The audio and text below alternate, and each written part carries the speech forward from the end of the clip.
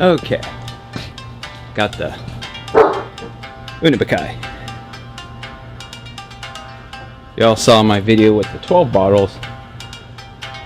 Now we're gonna try 15. Let's see if I can't break that record.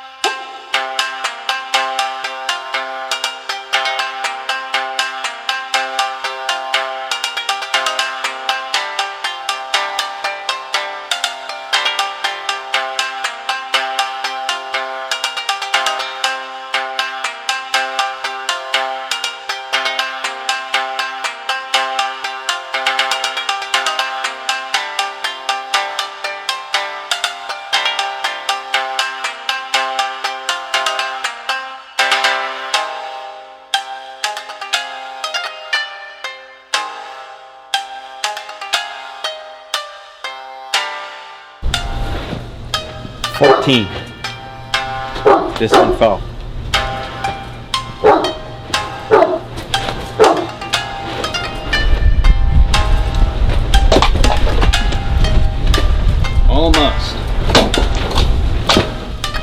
Almost broke that record. Well, actually I did.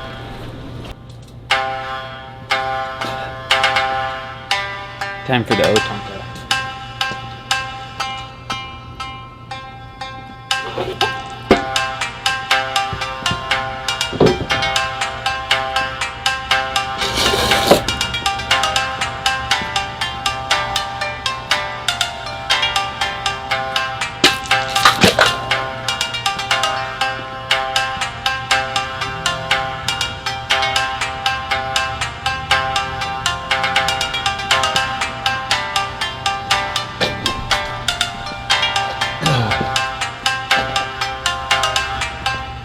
Trying to perfect it to a zero static with this. It's kind of hard because it's so short.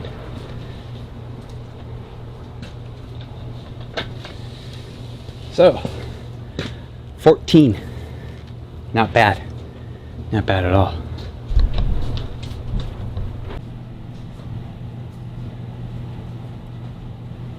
Alright, so a while back, Casey Blade Drip, if you haven't subscribed to him, check him out. He's a really cool guy. Was asking what our collection was like for katana. And not just katana, we have tanto, we have wakisashis, naganatas, we got all kinds. So this is just one stand that we have. I will do a video. I did a short, but I'll do a full-on video on my sword cabinet that I built. It's really nice. It's metal frame with wood inlaid, so I'll do a video on that. But on this rack we've got, and I've done videos on all of these, the Makato, and this is a cheap sword. You get it for like $60. It's only a 1045, but the reason why I got it is I dulled it for practice and I changed the handle out because the wrapping on these suck. So if you want a really good just practice sword that you can just dull the hell out of the blade, don't care about it, Makato has really good prices for something like that. And they are real metal. Like I said, that's a 1045 blade. And then we have, this one's a 1060 from Hanban. I ordered it dull. So that's a nice thing if you want an Iato. They'll do that for you. So, and this has been really good. This is the only one from Hanban that I had a problem with the kosher on the back. And only because there's no lip there. So I had to glue this. Because I use this for practice a lot. And there are different, between these two, this one's heavier than this one. So I'll switch in between. Especially learning a new move, I'll use the Makato first because it's lighter, then I move up to the heavier one. And then of course we have Bohayu. This thing's nice. They do a good job for an inexpensive katana, a good budget one that you can go and cut in the backyard with. This is really nice. T10. What was it like? I want to say 136 for this.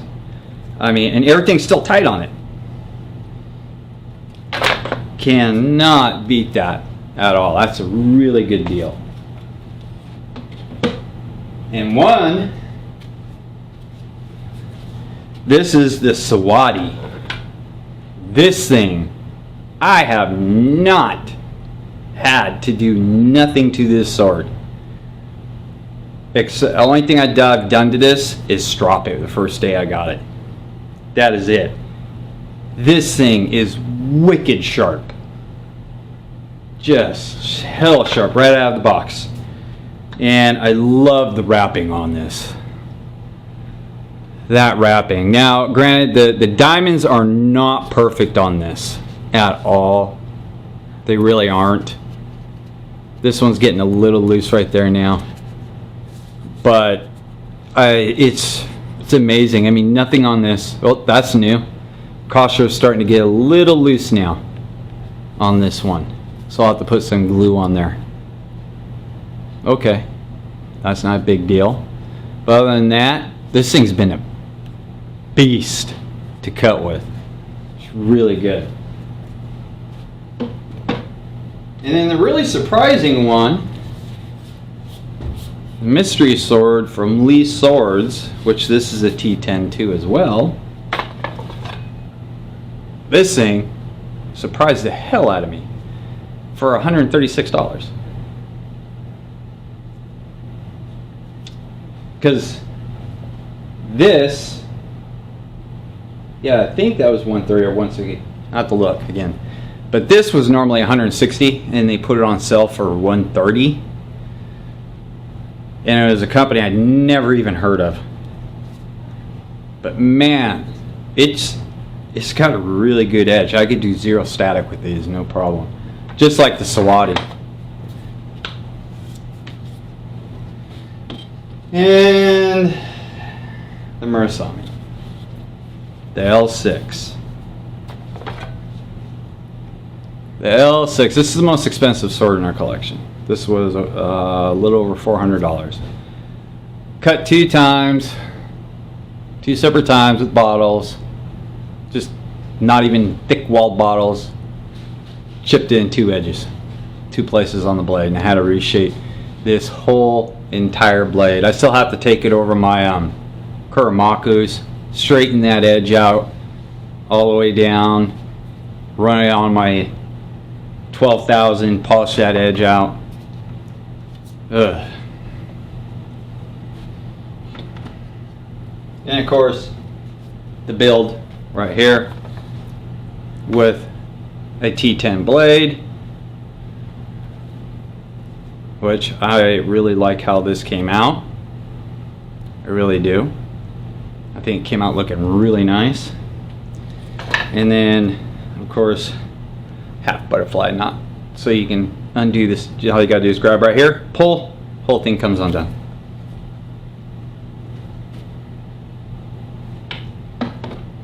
And then the love-hate Wagasashi, Wagasashi. Yeah, that's the one I've been polishing out. Yep, it's only a 1045, but it's a good beater sword. So if you bend it, doesn't matter at all. Oh yeah, like I said in my other video, that shit, they had a ton of glue on this thing. It was a bear to take apart. And in the cutting, in the beginning, you all saw this one, I cut a lot with this thing. A lot.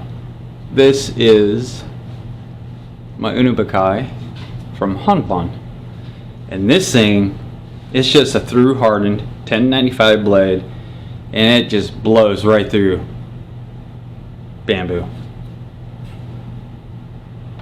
My wife still has to find the footage of when we were at my son's place he used to live at when we were cutting bamboo. We were cutting bamboo up to 1 inch in diameter, and this was just right through it. right through it. And my experiment here, my O Tanto. The saya is getting, well, still tight, but it's fitting all the way down now, so I gotta still shave it. The O Tanto, the double bohi. I actually really like this. It really came out nice. I'm so happy it did. So happy. And it feels good in the hands too, and you can really control it. So that's nice. And I have ran this across my Kuramakus. I honed it a little bit more. Like I said earlier, I'm trying to do zero static with this. Still can't do it yet. It's a little bit hard to do. But that's kind of our collection right there. Besides these two top two, because they're dull, I have cut with all of these. Every single one I've cut with. Do I have my favorites? Absolutely. The Sawadi, the Unibakai, my Shobu. I love that thing. The one I built is pretty damn good. I need to hone the edge a little bit more though on it. I thought I was gonna like this L6. I like the look. I love the colors, but I was disappointed in the performance of the blade. I really was. And that thing wasn't like razor sharp like this Sawadi. This Sawadi is insanely sharper. Came insanely sharper than this thing, than the L6. Really did. So, but those are my favorites that I have. Besides the custom stuff that we have in the room, that we had the other customizations, especially my walkie that my wife had, my first custom that she had made for me. That's like a priceless thing I don't cut with, because it's not very often your wife has a custom sword made for you. So, and I want nothing to happen to it. So other than that, that's just part of our collection that we have. And yeah, there'll be more coming. And this is all out of our pocket. All this stuff, all the swords that we have. And then I've got plans for eventually, hopefully, a Tachi. So, and as always, I'll give some history on that. Always try and incorporate their history as much as I can. Nagamakis. A lot of places call them a Naginata. Naginata. I think only because people know Naginata more than Nagamaki. But Nagamaki, like I was saying earlier, you don't use it like a katana. Okay? With a katana, you will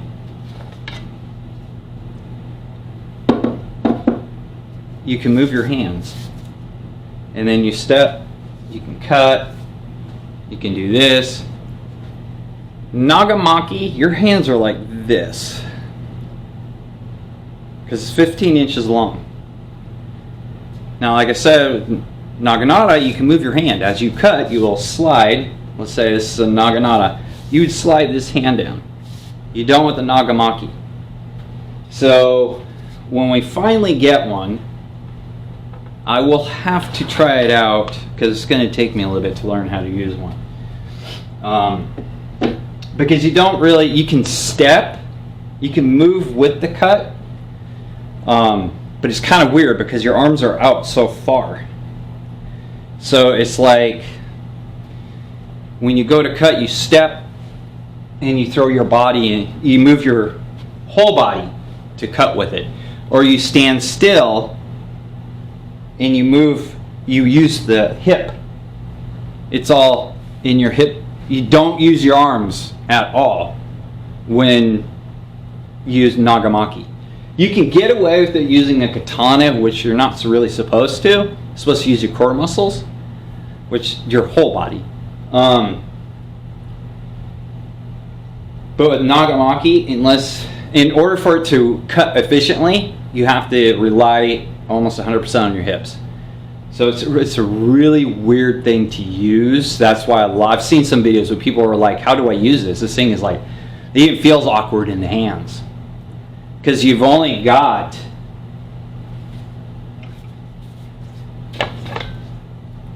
a 27 to maybe a 20-inch blade on it. That's it. That's all you got. It's not a very long blade on it. So it's like, I've seen people try and cut with it, and they even said it feels awkward because it's totally different movement with the Nagamaki. But it'd be cool to get one and try it out and tell you guys where you can get a Nagamaki. I mean, they're pretty actually easy to get a hold of. More so than a Naginata, believe it or not. A good Naginata. Don't get the Naginata that Samurai Bird got. I'm sure he doesn't ever want to get that. I was glad he didn't get hurt using that thing. Yeah, that's catastrophic. Which, Bird, we're all waiting for your videos, dude. Get out, get him out, get him out, get him out. Alright, that's all I have for you guys for Samurai Sunday. Hopefully you loved the cutting. I was hoping to get 15, got 14. I'm happy with that. Broke at least my 12 record. I'm going to keep going up too. Eventually I'm going to get to 20 and see if I can't cut all 20 in one swing. So we'll see. Alright guys, take it easy. Hopefully you're having a good Sunday. And yes, I know, tomorrow we're all back at the grind. See you later.